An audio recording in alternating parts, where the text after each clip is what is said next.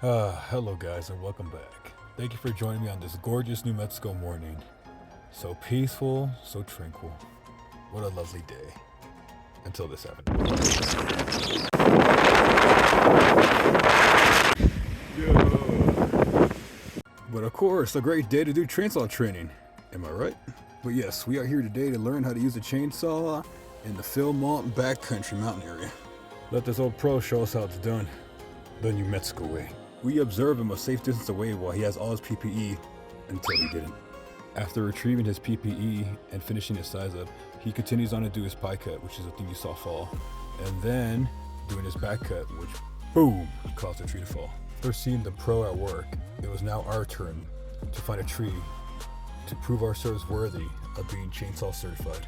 I came across this medium-sized tree. It wasn't too big and it wasn't too small. It was just the right size. I did my pie cut and then began to do my back cut. And it took a while, but boom, it finally fell. And looking at my stump, those who know what to look for know that I did a bad job. My stump shot was too high. I then limbed and bucked the tree and put it to the side in a neat order fashion and finished cleaning up my work area and flattened out the stump. After that, we headed off to a new area. We did encounter a group of horses I thought were wild, but were actually domesticated. They were just released freely for the season.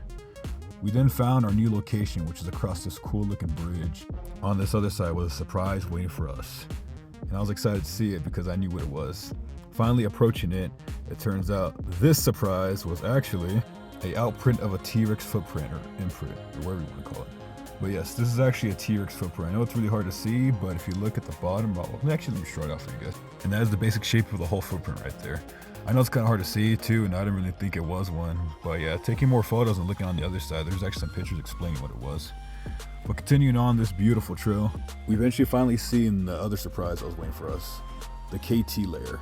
And those who don't know, supposedly when the asteroid hit, this is what was the remnants of it, of all the dead dinosaurs, plant life, and whatever chemicals came up to be. So this black part is actually what's the remaining part of it, or what's actually sticking out from this ground, from this area.